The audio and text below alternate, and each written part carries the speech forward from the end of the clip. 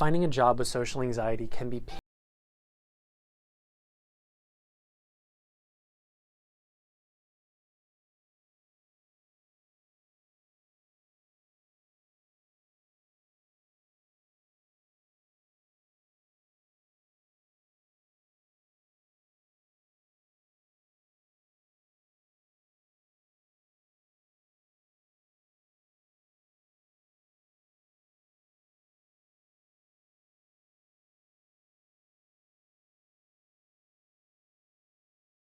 Finding the right kind of job is the most important part of the job application process for this very reason.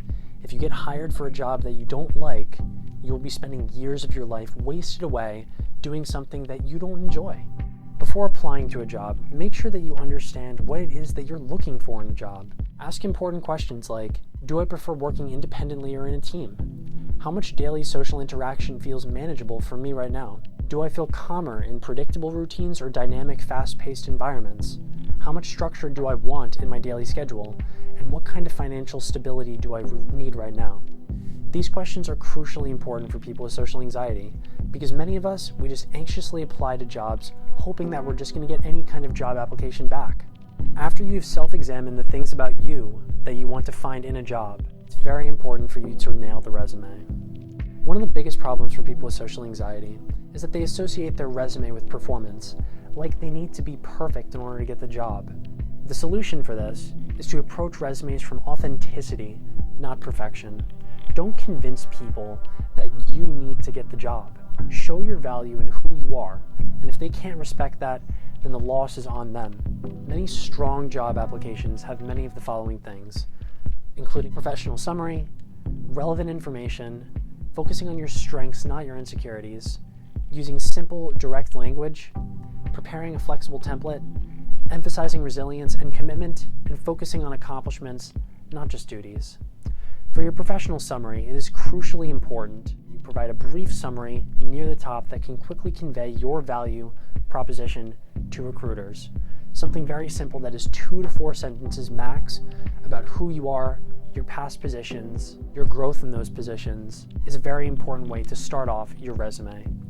Prioritizing relevant information and making sure that the most important and relevant information comes first, both in terms of section order and within each experience entry, is a very important way for you to clarify your value and why it's relevant to the companies that you're applying for.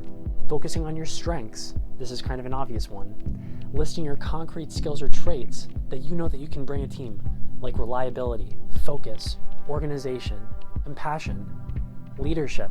Social anxiety often comes with heightened emotional awareness, attention to detail, and deep thinking. These are powerful assets that you can utilize on your job application. Using simple and direct language, this goes back to the overthinking thing. Utilize authenticity in who you are to communicate your value to the people that you're applying to. Use strong action verbs, things like achieved, coordinated, or developed, to saliently describe your experience with impact from your previous experiences. Preparing a flexible template or having one solid resume and cover letter you can tweak slightly for each job prevents overanalysis and saves energy. Create one template, use it for 30 to 40 different jobs, but change up the wording a little bit in order to make it a little bit easier for yourself. Customize it for each job, but also make sure that it helps both human reviewers and applicant tracking systems recognize your relevance for the job that you are applying for. Emphasize resilience and commitment. Hiring managers value applicants who demonstrate commitment and self-awareness far more than extroversion or charm. Try and list experience you've had with something for a year or more and explain to people what that commitment has taught you in very simple, direct, and relevant ways. Focus on accomplishments, not just duties. Quantifiable percentages and numbers on your job application can quantify the value that you bring to a business. Think of your resume as trying to communicate your value to a business. Try and maximize it as much as you can by showing the accomplishments you've had quantifiably, not just qualifiably. The resume is the most important part of the job application process. It's all a numbers game. If you can nail your resume for each and every single one of the jobs that you apply for, you can go from applying to 400 jobs and getting only 2 interviews to applying to only 50 jobs and getting 30 interviews. Quality matters much more than quantity. having a strong resume is a very strong way to get yourself into the interview process.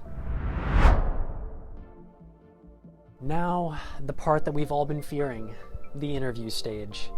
The interview stage is easily the hardest part of the job application process for anyone with social anxiety, and it's very easy to understand why. People with social anxiety have a fear of judgment, and the job interview process is all judgment. You are being evaluated based on your presence, based on the value that you are communicating to the person in front of you, and the consequences can be severe, with you not getting the job and being unemployed. But the good news is that there are so many things that you can do today to make the interview process so much easier for you if you have social anxiety. One of the most important principles that you need to internalize from this video today is that you don't need to eliminate your anxiety before the interview happens. It is to make it manageable. And in making your anxiety manageable, you will be able to communicate your value with much more conscious awareness and ability. One of the most powerful ways to make your anxiety manageable is by preparing extensively for the interview ahead of time. Right now, I will go over what to do before your interview, during your interview, and after your interview to make sure that every single interview that you have going forward will be much easier than what you had before. So before you go into the interview process, be sure to do some of the following. Research the company, know the job description, practice common questions, prepare questions to ask, and gather materials.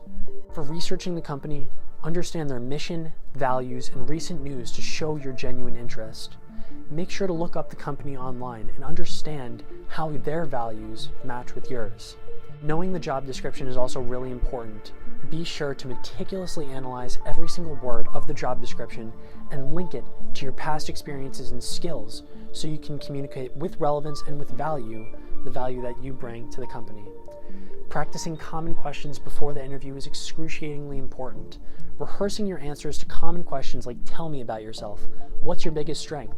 Tell me about a story about yourself. What are your weaknesses? Where do you see yourself in 5 years?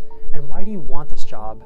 Are very important ways, so you have to stop thinking about it so much during the interview process.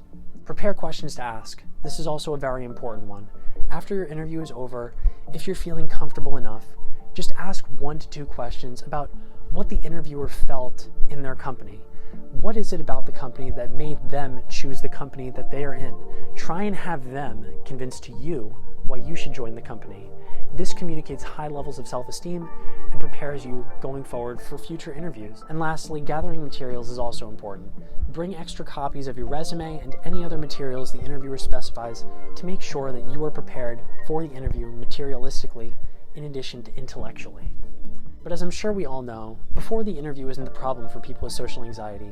It's during the interview where most people with social anxiety have significant problems. We all know the reason for this. We stumble on our words.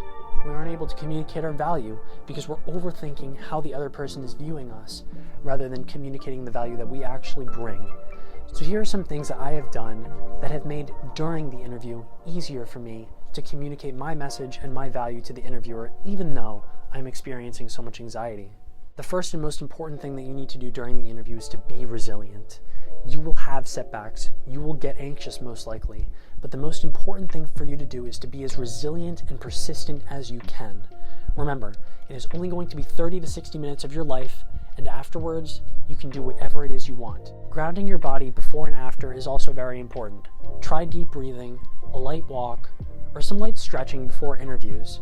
Try and physically relieve your body of as much stress as you can, so going into the interview, you have much more energy and capability than when you had before. Afterwards, be sure to take a few minutes to reset rather than immediately replaying everything you said. Just physically taking in a deep breath after the interview ends is a very good way for you to get on with the rest of your day without ruminating too much on what had already happened. And this is the most important one. Focus on answering the question itself rather than how you appear. This is so very important because, as we all know with social anxiety, we tend to focus so much more on how we appear than actually answering the question. During the interview, literally zone in on the questions that you have to be asked completely and forget about everything else. Forget about how you appear and just answer the questions.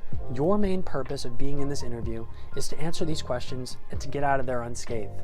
And the way that you do that is by focusing on the question itself as deeply and consistently as you can. Nobody is able to notice your anxiety unless you give off behaviors that show it on the outside, and not answering the question properly is a way of showing this. If somebody asked me, list your most important achievements, I would think very clearly about how to articulate that to the interviewer, such as riding my bike across the country, getting into college, getting straight A's in my last semester in college, and not focusing at all on how the person is viewing us is a very good way to make sure that the question itself is being answered, rather than ruminating too much on the value that you are bringing to the interview. Try to practice task-focused attention exercises before your interview to improve yourself at this. The links for those exercises where you can improve your task-focused attention can be found in the description below. Another one is to arrive early. Plan to get there at least 5 to 10 minutes before your scheduled time so you can take those deep breaths in and to make yourself more relaxed once you get into the interview. Try to dress professionally as well. Your attire should be appropriate for the company culture and to showcase that you take care of yourself. Hopefully, using many of these tactics will help you nail the job interview so that after the job interview, you can be kind to yourself and send a thank you note to the person that you just saw. Make sure to buy yourself something special or sweet, because job interviews are very hard for people with social anxiety, as I know. But after you get the job, it is very important to manage your anxiety after you're hired. Getting the job is one challenge, but keeping it is another. For some people with social anxiety, being surrounded by new coworkers, routines, and expectations can make fears start to slip back into their lives.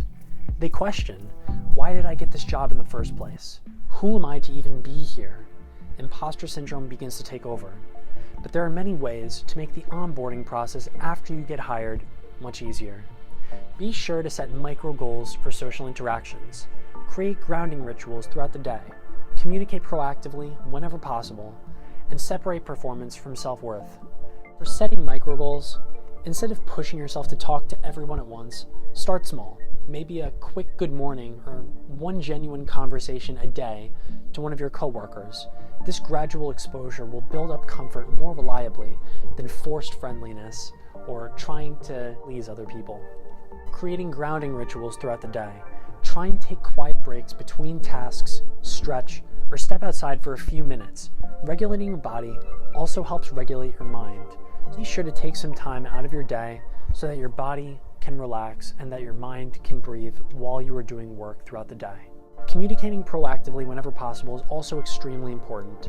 If certain situations heighten your anxiety, like phone calls or large meetings, talk to your manager about strategies or accommodations.